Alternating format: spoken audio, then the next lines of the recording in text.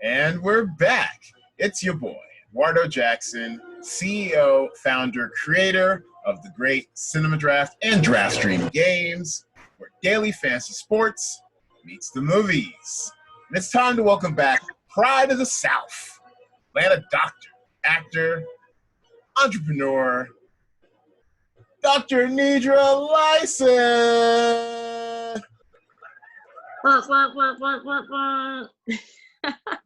I did my own sound effects. Thanks. Yes. What's going on, baby doc? Pediatrician in the house? Hi. How are you? It's a pleasure to be back. Yes, the scrubs and all. Appreciate you taking time from your busy schedule, saving and enhancing lives. I appreciate it. You're welcome. Our Andy Cohen-inspired Watch What Happens live style drinking game tonight will be the word peach. Every time you hear one of us say this word or part of the word, a lot of peaches going on in Atlanta. Okay. Make it simple what you're sipping, because tonight's pod will end up covering our favorite movies set in the capital of the peach state, Atlanta, Georgia. All right, so as I've been wont to do these days around these parts, baby doc, well, the rest of the world's been on fire, and actually the rest of the world's been on its best behavior. The U.S. has been on fire. We're a dumpster fire. I'm desperate for good news. Tell me something good, doc. Well, I'm still alive and well. That's always great. Hey, I love to see it. You love to see it. And I don't know, Black Lives Matter. I'm moving upward and onward. So really nothing better than that. Yeah, and happy to be, healthy and safe. I dig all that. Well, that's good enough for me. And so let's just jump right into what we're watching. Yes, one of my favorite segments, what we're watching. First thing I'm watching, and let me share my screen. And it is a little Brit fishing show, as I like to call them, called The Capture. So good. 6 episodes, in and out. It's a bit of a BBC masterpiece, basically based off of deals with our surveillance state, deep fakes, how live CCTV footage can be manipulated and used against us. And it actually raised the question of if our security services and government agencies are actually weaponizing this against us, using to cut legal corners in the war on terror. It's really some good shit. Have you heard of The Capture, baby doc? No, I have not. So it's basically like, are they tapped? Yeah, so Like, it starts from an inciting incident where like in London, based in London, where CCTV cameras are everywhere. I don't know if you've been to London. I haven't, but I've heard that they've got quite the surveillance state going on. And anyways, some police officer or whatever is watching the cameras and sees an attack. Like, one would get attacked and kind of dragged off in real time on CCTV. That sparks the whole big investigation around this guy right here. He'd just gotten off of a trial where he was accused of murdering someone in Afghanistan as a soldier. Just got off, was meeting with his lawyer out on the street, and then all of a sudden he turns violent, beats her up, and kind of drags her off. And so this big mystery unfolds over whether it was actually him, because he doesn't remember doing it. And issues of PTSD come into play, and video manipulation, deep fakes. The homie Ron Perlman swooping in as a bit of I think he's a CIA operative working in London and stuff. And it's a really good, complex technological mystery. I like this shit. I like Big Brother. Oh yeah, very much. Big Brother's watching, people backstabbing, double crossing each other. I like all that stuff. She's the main character to a bit. She's like a fast track DI, detective inspector, over there in London. Again, she doesn't really cut corners, but she's always angling to climb the corporate ladder. And so it kind of plays on her sensibilities as someone who's like always trying to get ahead. And if she's using this case as a stepping stone to something greater. I loved it. It was awesome. I think they're coming back for a second season too, I think. So I'm looking forward to it. The first season's out. I think it's available on BBC One. Peacock. It's also on Peacock. Have you checked out the Peacock streamer yet? Nope. You know what that is? Nope. NBC Universal and the various networks underneath it. So like USA Network and Bravo and then a bunch of archival stuff like the entire run of The Office and shows like that. It's all on a Netflix style streaming service called Peacock. And, and they've had a few shows. Oh yeah, okay. They're still filming season 2. Okay, yeah. So they've had a few shows debut, like originals, of which The Capture's one, and also Brave New World, which we covered on this podcast a few weeks ago. That was kind of interesting, like an updated version of that. So yeah, so they're trying to compete with. Actually, I'm not even sure they're trying to compete with Netflix. They're just trying to survive. You need to have a streaming service if you're a media company these days if you want to survive. Disney Plus. Apple TV Plus, it's a hot new commodity. Everyone's got one. Okay.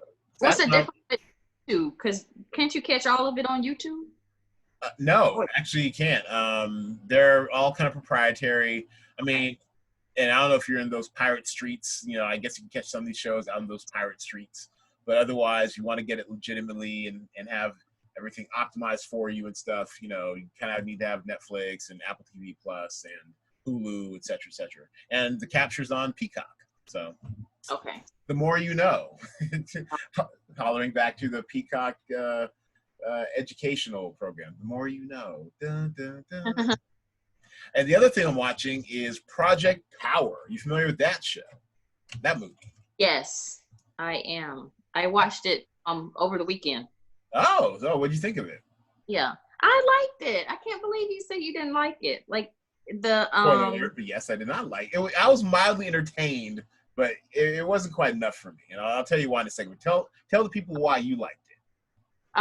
Because of the different powers or lack thereof. You never know which your reaction will be.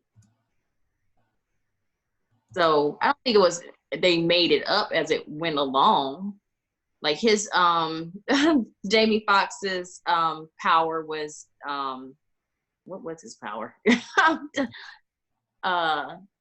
would set him on fire and stuff. And then the cop's power was he was bulletproof.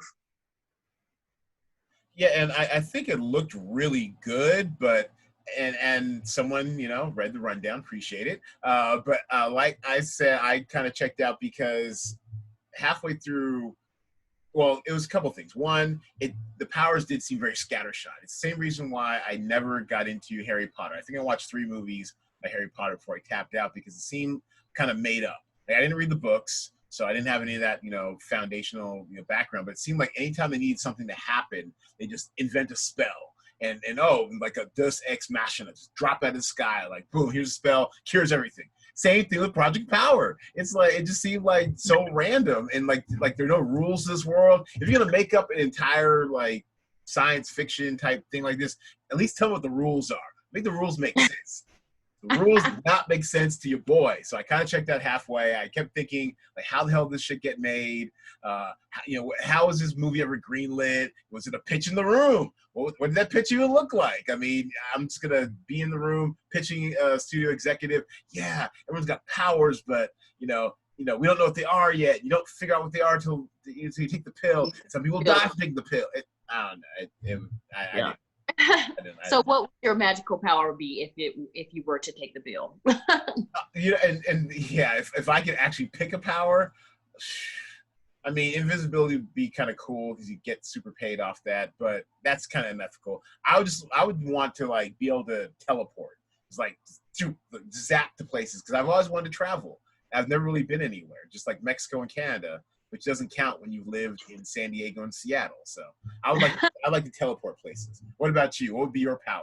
I like the part where the guy could camouflage into anything, right? So you'd be a creeper, basically. You just kind of hide in the background, lurking on people. Yeah. Sneak up on you. That's my All right, fair enough. Well, what are you watching these days? When you do get to watch, since you are in your scrubs working full time. Right. I watched Fatal Affair. That's Oh with my god! Yeah, hold that. Stop right there. Tell us all about Fatal Affair. I couldn't bring myself to watch it. Is it as bad as it looked, or at least as played out in this game? It had one of our lowest scores ever in this game. It was pretty bad. Oh, really? Oh yeah, it was bad. It was mediocre to me, but it was a good shot, good for Nia Long. And I don't know how they got Omar Epps to play that part, but because his part didn't seem real. Well, I would like to put a disclaimer to the viewers and listeners watching that this is the same woman who I once tried to take on a date to see Meet the Browns at her suggestion. It was so bad, she prompted me to walk out in the middle. So just giving y'all some reference point for her sensibilities. Y'all remember that? I remember that. They've grown since then. We went to the movies to see that. Yeah, that was horrible. So I heard like this is like a low budget, like a Lifetime movie.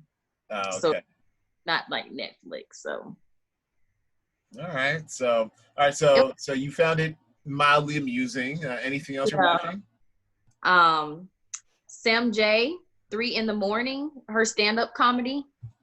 And that's she's not a trans, I guess she's a lesbian, who does stand-up comedy. It's pretty funny. Oh, she has her own Netflix special. Yes. Oh, very cool. I think I saw her on, it's her, right? Or is it them? Yes. Okay. I think I saw her on the Tiffany Haddish showcase of the women comedians. You see that one? No, I haven't. Oh yeah, I want to say that's where I first saw her. I think I saw her on that. So this is funny. This is good. Yes. Some parts were a little, lackluster, but overall. Yeah, where was actress? Oh, she was on Broad City. That's cool.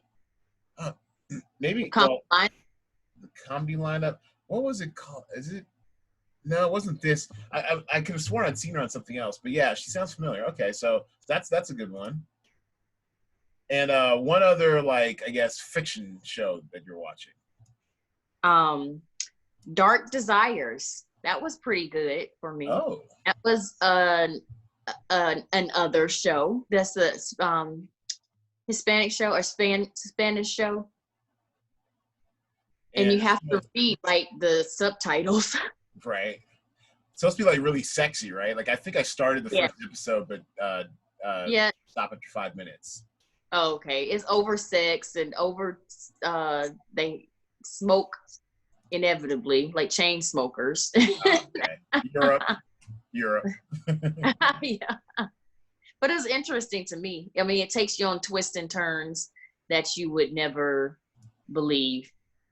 And it's all of what you think you see and what it really is. So the doctor, PhD, is married to the female is married to the judge, and his brother is a cop. Oh, okay. Yeah, I'm gonna have to circle back and check it out. The problem with me with subtitle shows that you actually have to concentrate, and so sometimes they call me E-Loris because I try to see everything, but sometimes that means I have like something on one screen while I'm working on 2 screens, and you actually have to focus and concentrate. But yeah, I mean, you say it's over sex, so you have my attention. Okay. But I just need to make sure I'm not like watching when I'm going to bed or something at night, because then I might fall asleep or be too tired to concentrate. I had to rewind many times. Or I was folding clothes and something, the dog may have done something, and then I was like, oh my gosh, I gotta rewind it to this part. So yeah, but it was good. Okay, all right. Well, I will move that up the queue. All right, so let's jump right into it. The topic of the episode tonight, which is top 5 Atlanta movies. Now, the rules are you're gonna name one of us is gonna name a movie that takes place or use the city of Atlanta as a character, not just as a movie where it was filmed. Everyone's filming in Atlanta these days, like the hot thing. But no, this has to tangentially at least deal with the city of Atlanta or cultural or the people in it. So no Avengers franchise, none of the Marvel movies, they don't count. It actually has to use the rich background of Atlanta, its people, as part of the plot. We alternate picks. When someone picks a movie, that movie is out of play. And because I'm a gentleman, I have had exposure to the South and some of the hospitality and all that good stuff. That's where we met, in Atlanta. Yeah. Dr. L, you get to go first. I already know what you're going to pick, so just put me out of my misery. You do? Of course. Just do it. Just do it. Take it. School Days? Oh, no. Thank you. Okay. Appreciate it, Shouty. I found that to be quite hard. No, go for it. No, expound on School Days. That's an excellent pick and not on my list. I thank you. Go ahead, tell us about School Days. Shouty. So it's a pictorial about, it's a black college, historically black college, and then they pit the sororities and the fraternities against each other. Also is light skins versus the dark skins. Light skins versus dark skin. So it's kind of a musical, I guess, but it involved a lot of people. Yeah, by our beloved Spike Lee. And yeah, you see all this young talent. I mean, Giancarlo Esposito, also one of my fellow Morehouse alum. The House. Contractually obligated to do that every time. Tisha Campbell, before she was Tisha Campbell Martin. I mean, Larry Fishburne. I mean, Jasmine Guy, just a stacked freaking cat. Kadeem Hart. I mean, look at these things. Kadeem Hardison, Cinque Lee, which I think was Spike Lee's brother, maybe. Joie Lee, his sister. Cassie Lemons before she went behind the camera. I mean, just stacked cast. Roderick Winvere Smith, one of those guys where if you saw his face, you'd know him. I mean, such an excellent cast. It's a fun time. I actually didn't see it until I was, I think, after college. Really? Yeah, well, I mean, come on. I grew up in Seattle. We were getting School Days, and that came out in 98, and it was 98, 88. Came out in 88. I wasn't seeing School Days, and if this was back in the time when a black movie opened in Seattle, it would be out there for 2 weeks, 3 weeks tops, and it's gone. It was gone. So yeah, I didn't watch that until I moved to LA. But yeah, that's a fun movie. And it's very much a good Atlanta movie. I recognize a lot of the locales. They filmed a lot of it on campus, at least my campus. Yep, on the Morehouse campus. Just one of the many times I'll be starting and restarting my video. Bear with us, everyone. All right, so great first pick. I'm going to jump into the one that's just screaming to be taken, which is ATL. Taking that one off the board. Woo. Man, I was scared. I was scared right there. My list. That was not on your list? That was third on my list. Oh, okay, well, find a third, because I'm taking ATL. I mean, it not only is it in the title, it is the quintessential ATL that we know, the black ATL, the Dirty South ATL, the Southwest SWATs, Southwest Atlanta Atlanta that we know and love. Dallas Austin. Oh, I thought that was Dallas Austin. I know, neither did I. Dallas Austin, famed producer. This was definitely a vehicle to get T.I. into the movies and stuff, and it worked pretty well. I mean, no acting required. T.I. in his hometown of Atlanta, just being super Atlanta. And Lauren London. I thank the heavens this gave us Lauren London. And I'm not sure if this was her first role, but this is one that really put her on the map, at least in my mind. Just incredible. She played New. Why do they call you New? Because I keep it new. Just incredibly hot, very charismatic. Lauren London. I think was I in Atlanta when I saw this? I can't remember. I might have been. Evan Ross. I think that's Tracy Ellis Ross's little brother. So yeah, talent runs in that family. And he's married to Ashley Simpson. Jessica Simpson. So, thank you for adding that. I was trying to remember who he was married to. So what do you think of ATL when you saw it, Pretty Duck? Oh, I thought it was great. It was all black. That's what I like. Roller rinks, all the whole culture and everything, the skating culture, kind of big down there. You ever go skating in Atlanta? No, I haven't You know, skated. can you skate? School or maybe middle school. Yeah, I think I can. I did. I rollerbladed after college, so that had to be like when I was doing my post-bac program. But I have not been on any wheels other than in my car. Okay. Yeah, no, I mean, I think I went to a roller rink once down there, and yeah, they keep it popping. It's what's up. And I think if you grew up in Atlanta, I'm not sure about these days, like millennial or zennial days, but especially if you grew up in the 80s and 90s in Atlanta, you had exposure to the skate culture. You had some exposure to it. Big boy. Yeah, so that's my first movie, and we'll keep moving. ATL. What's your second movie, Pretty Doc? Atlanta, this series. No, it's gotta be this movie. Cinema Draft. Darn it. Fall from Grace. All right, let's check out Fall from Grace. I don't think I'm familiar with this. Oh my God. Yes, I am. You really put this on your list? It was a horrible movie, but Are we back in the theater again, Pretty Doc? Are we doing this? I watched it on Netflix. This was so bad, it was trending because it was so bad, it was hilarious. Tell us about all them wigs. Tell us all about this movie. Look at this. What is this thing on his head? Oh my Lord. Tell us about A Fall from Grace. I'm not even saying defend your choice because it's indefensible, but tell me why it made your list. Just because it's a Atlanta movie. I didn't know any other reason why.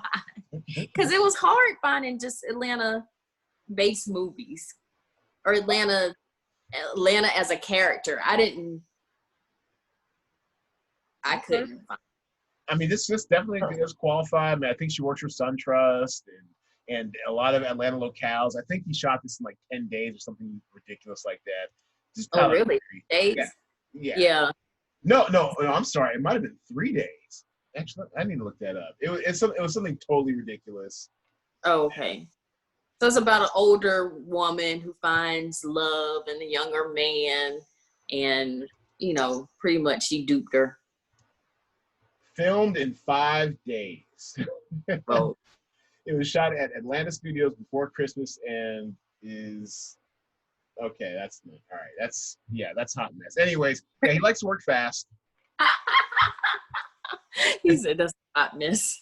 No, I mean, and also he's working right now during the pandemic, during quarantine. I guess he has like a totally cloistered set, health checks, all that good stuff. But he's shot through an entire season of, I think, The Oval or something, one of his shows, or was it Sisters, whatever shows are. And that was awful. The Oval. 3 weeks. I used to watch Sisters. Okay. When I was able. Yeah, he's definitely quantity over quality. I mean, get your checks. I ain't hating on the brother, but my goodness. If you're going to do a whole season in 3 weeks, I'm just looking at you sideways. You're going to do this whole film in 5 days. First of all, it doesn't look like it. I mean, you can catch some of the extras in the background, like looking right at the camera or doing something totally funky, and it's left in. I mean, get multiple takes, get some coverage, Tyler. What are you doing? Anyways, all right. So, Fall from Grace, we'll allow it. It's not good. It's not a great film though, but it is definitely an Atlanta film. So, we're moving on. You didn't say they had to be good. True. Very true, Pretty Doc. Very true. All right, so I'm taking this diverse. Well, my next one's gonna be diverse. This one's Drumline.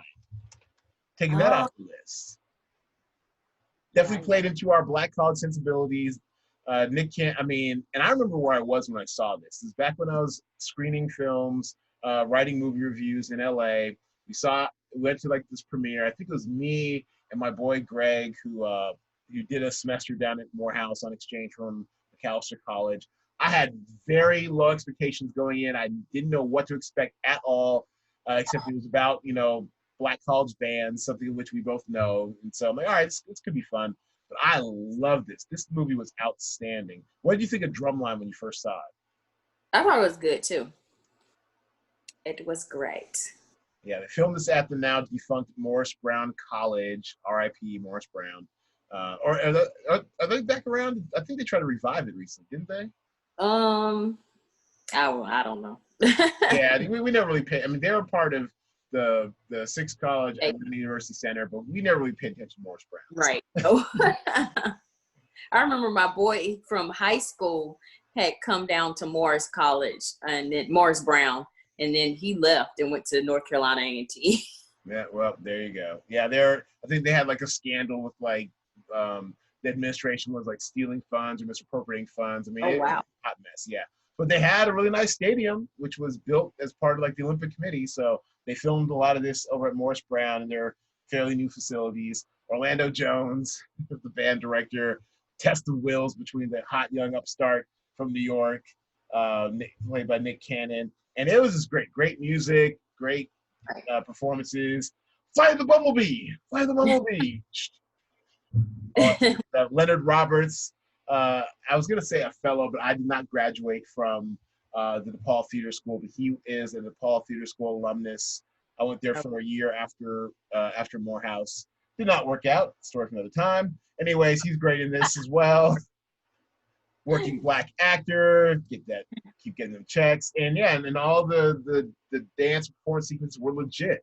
The best part of our football games were halftime, where we would have the drum line come out, do their thing, next to the hot Spellmanites, Mahogany in Motion. Had me a crush on one of them for a year and a half, you know.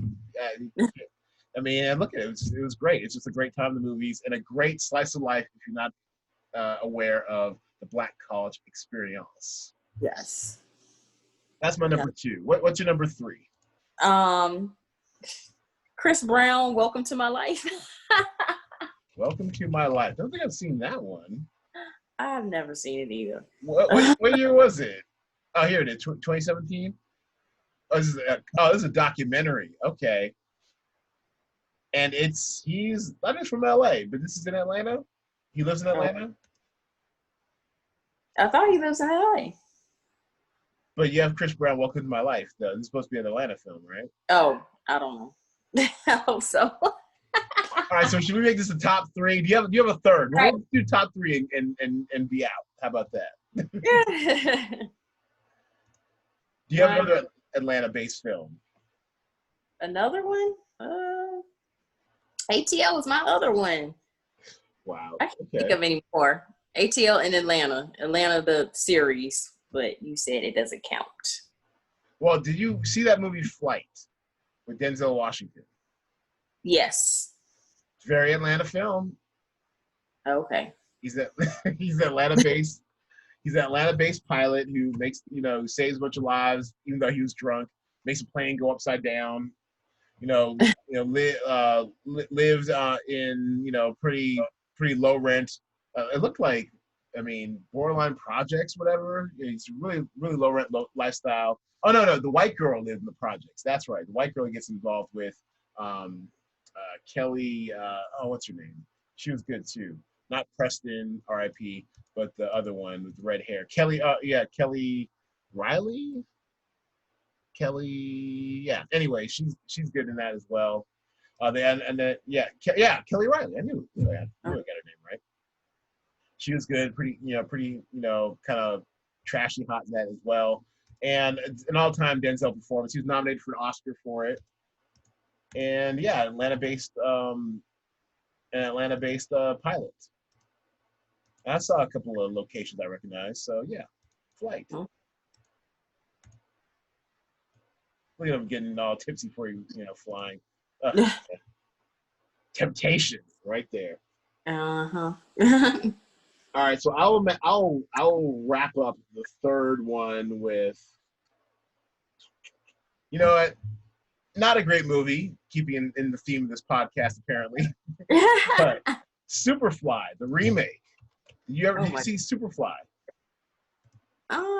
No, I did not see it. Wow, that I think he permed his hair out. I hope that's not a wig. But yeah, Trevor Jackson of Blackish and Grownish fame. this was kind of supposed to be a starring vehicle for him. And this was a hot mess. This was directed by a music video director. This looked like it was one of those kind of, all right, everybody's got a little bit of money. Let's throw it in. Right. No creative controls whatsoever. And yeah, Little X. I think it was Little X, or Director X, whatever he's calling himself these days. Director X directed this, and it's basically like, I mean, it's as if a modern day Belly had a bit of a plot with a dash of cryptocurrency. That's the entire plot of Superfly. I won't say nothing like what was it, New Jack City?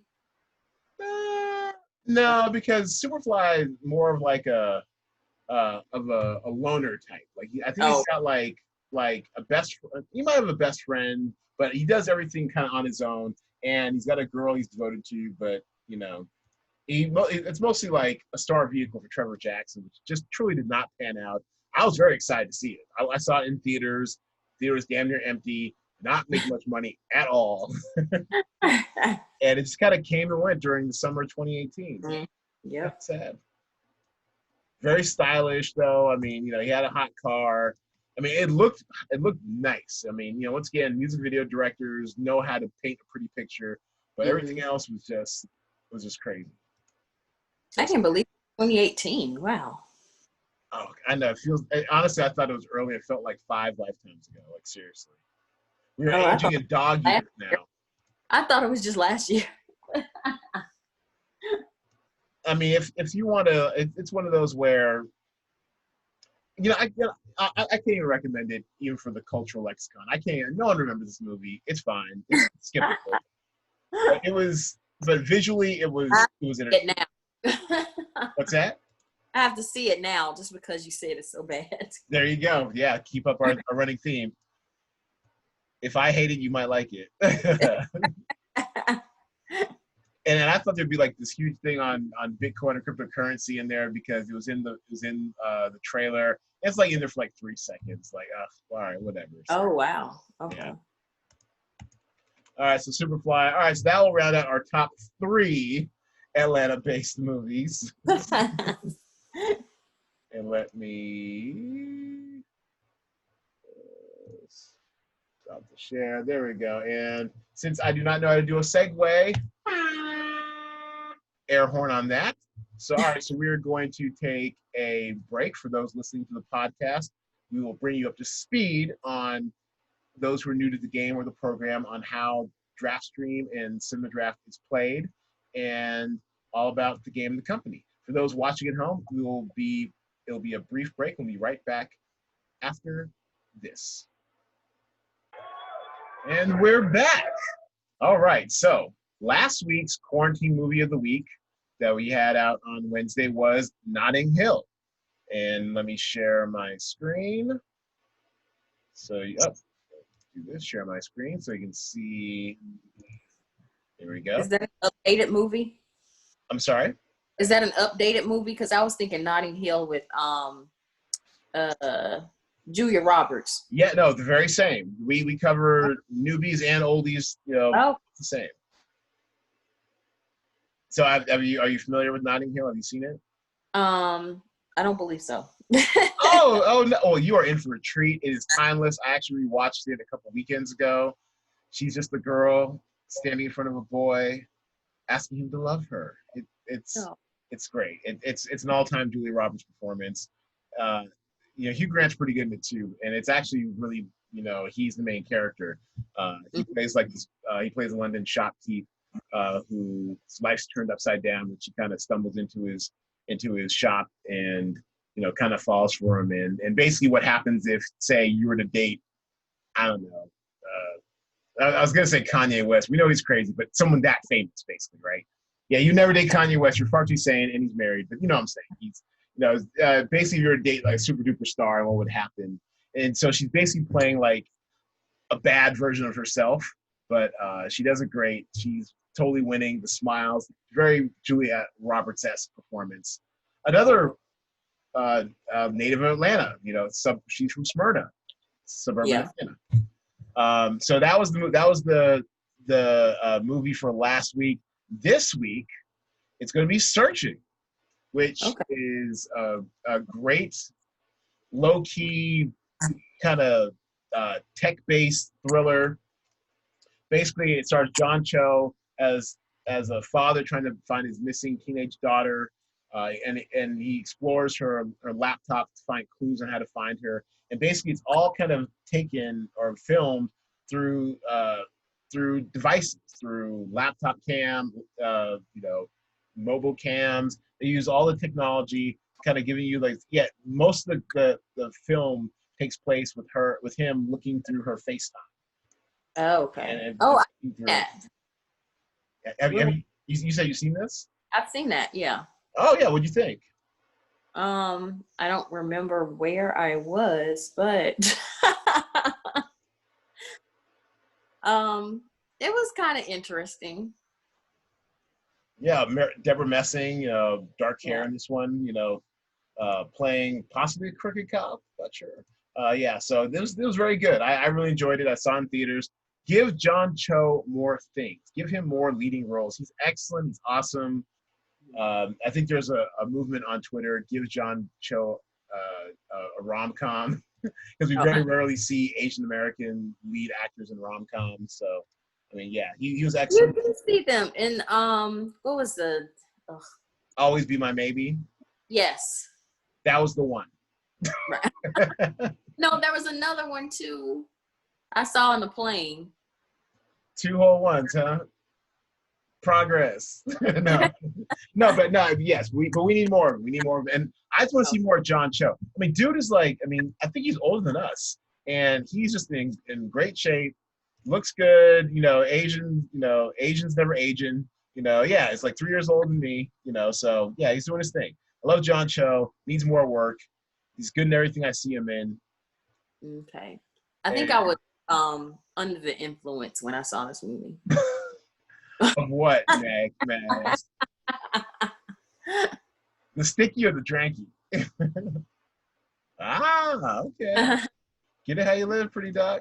All right. So moving on to our DraftStream update.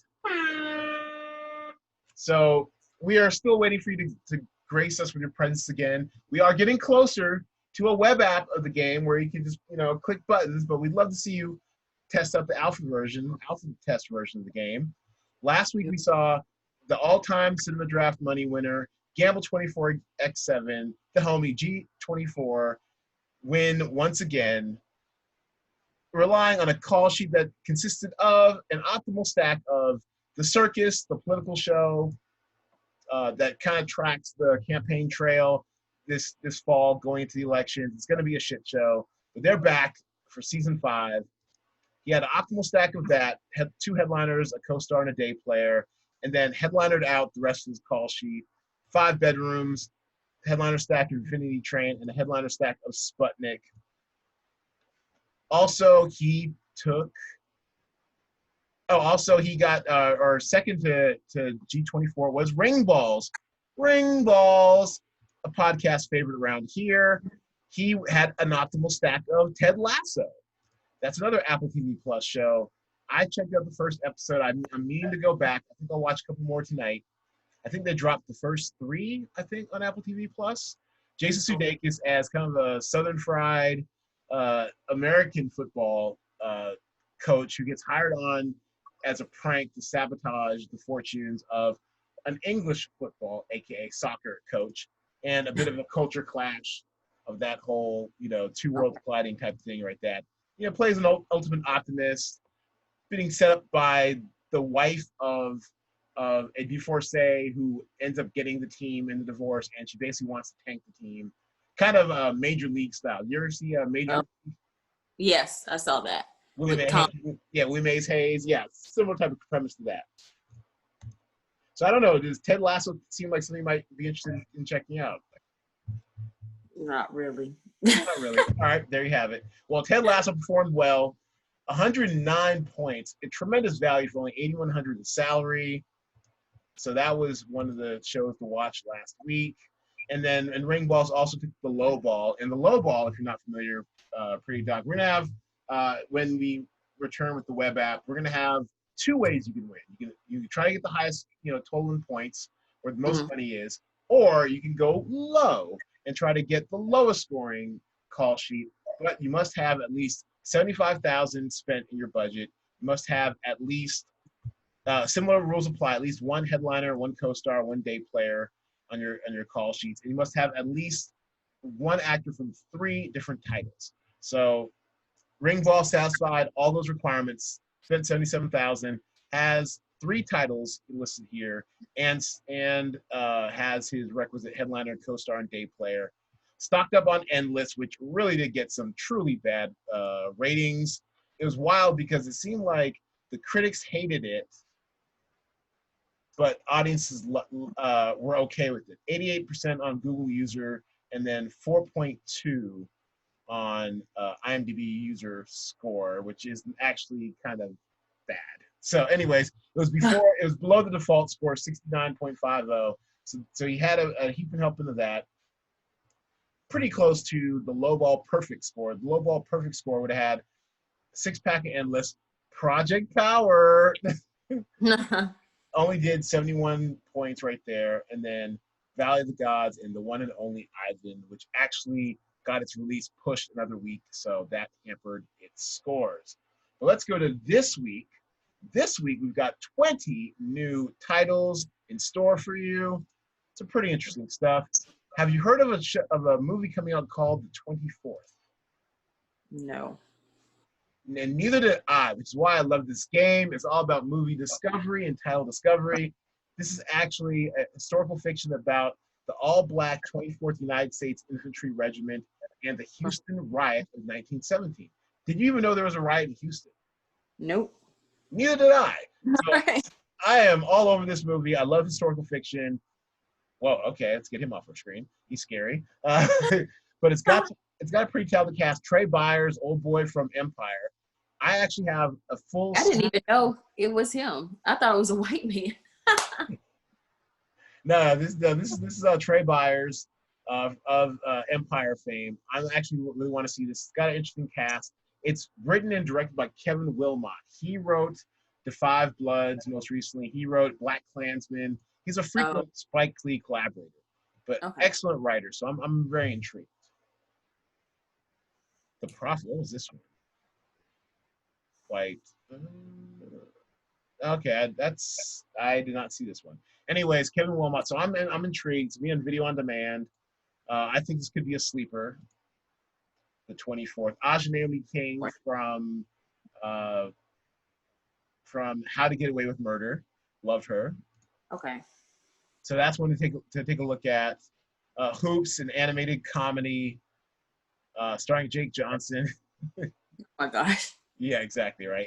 Yeah, it's basically like the South Park of basketball comedies, right. I guess. Wrong one. What are we looking for? Also, but the one that got priced up the most in the talent pool, I do believe, was Lucifer, season 5. Have you seen Lucifer? I saw Lucifer like around the first season. Yeah, and it was decent. Like I think I watched the first 2 seasons myself. I kind of fell off, I think, on the 3rd season, and then Netflix rescued it for its 4th and 5th season. I think these are the last 2 seasons, actually. And being free to curse and stuff, I think actually would make it more interesting. I might actually sample it one of these days or go back to it. But they're free to curse? Hey, it's Netflix, baby, you know? Oh, yeah. Yeah, I really like Tom Ellis in this role. He was really good in it. Lucifer, of course, is a British accent because the British Empire is evil. But no, he's kind of got this will they or won't they thing with his cop partner Lauren Germain. Kind of got some chemistry there, and yeah, a lot of imagery, a lot of clever, plays on the legend of the devil throughout history. And yeah, it's pretty cool. I liked it. But season 5, though, we are rating season 5 only, so that will be coming out too. And because Lucifer already has, look at the sample size, 202,000 people have already rated Lucifer 8.2. We already kind of know what it is, so that's also part of the reason why its salary is so high. Dead Pixels also is an Australian comedy, which the CW is renting out for the summer because nothing's on. Production's been halted. I honestly wonder what the networks are going to do come like late September. I mean, you can have like baseball on Fox maybe, but like what's ABC going to do?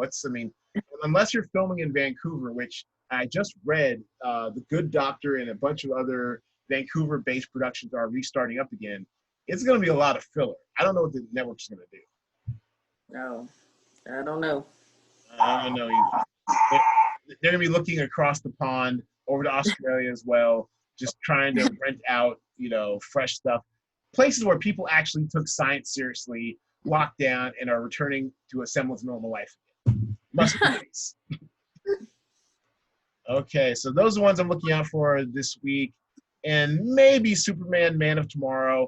It's an animated movie, but the vocal cast is pretty litty. Check out, and actually let me undo this. There we go. Superman, it's got Darren Criss as probably a Superman, Clark Kent in the titular role. It's the titular role. Alexandra Daddario as Lois Lane, and then some other people you have seen or know of: Zachary Quinto, Bellamy Young from Scandal, etc., etc. So yeah, so those are the ones I'm looking out for this week. Will your schedule permit you to play this week, Pretty Doc? No. I'm on 5 days a week. I devote 11 hours to this job. 11 hours each day. Oh wow. Okay. Yeah, because I have a 2-hour commute. Nice. Yeah. Okay. Well, no until we live out there in the suburbs. I mean, all bougie and whatnot. Well, whatever. I'm supposed to be moving soon. Okay. Congratulations. All right. Well, we know you're busy saving lives, so we'll wrap it up now. We appreciate you stopping by. And if you are so inclined and playing this week, just a reminder to everyone who's watching at home, call sheets are due 6 p.m. Pacific time Thursday. And we have a link in the podcast episode description, so feel free to click that and check out our talent pool and play. It's free. $50 talent pool. $35 the first, $15 the second for the top 2 non-Cinema Draft affiliated call sheets. And with the $10 lowball bonus for those of you who satisfy the lowball bonus requirements. Come free to get this money. Some of y'all out of work, so come on, play with us. So so we thank you for your service, Pretty Doc. We appreciate it. And before we let you go, want to and bring this in for a landing, is there anything you want to plug? Go ahead and plug your ish, Dr. Aneidra Leysath. Sure. I'm still selling bedroom candy products. So. Oh, do tell. Where do we find those? On www.bkparties /8706. Oh, maybe it's .com 8706. Yeah. 8706. Oh, hello. Hello. Yes, what do we have here? Shop online, discreet and secure. Party with me. Yes, give us the elevator pitch of what bedroom candy is. So she sells all kind of products. She's now into makeup. So that's the newest arrival. Lipsticks and foundations, things of that nature. And then we have stuff for him and her. For moi? For moi? Yeah. We have the butt plug. Whoa, okay, yes. We're definitely getting our explicit rating today. We have I like beard oil, face scrub. You see, stamina spray. When you want to make the moment last longer. I'm sure all this is FDA regulated. I'm sure. I don't know. Beard oil. Okay. All right. Yeah, beard oil. And rise. Wow. Okay. So yes. So a little helping hand. Helping hand. toys for her, all this good stuff. Yeah, so check it out if you're looking to step your game up in your quarantine. If you're looking for a little self-care during these trying times, go to Bedroom Candy, bkparties.com/8607. 8706. 8706. My bad. All right. Well, thank you for coming on the pod despite your busy schedule, and give yourself a hand. Everybody for watching and or listening at home. We will be back, or I'll be podding again on Thursday after Game Lock with the strategy analysis for the DraftStream game. Thanks everybody for watching and for listening. We'll be back again next week with another awesome guest and another top 5 this time. Thanks for watching. Thanks for listening, everybody. Thank you for your service and being essential, Dr. Aneidra Leysath, and we'll see you next time. Okay. Bye. Everybody, go quarantine with a movie or something.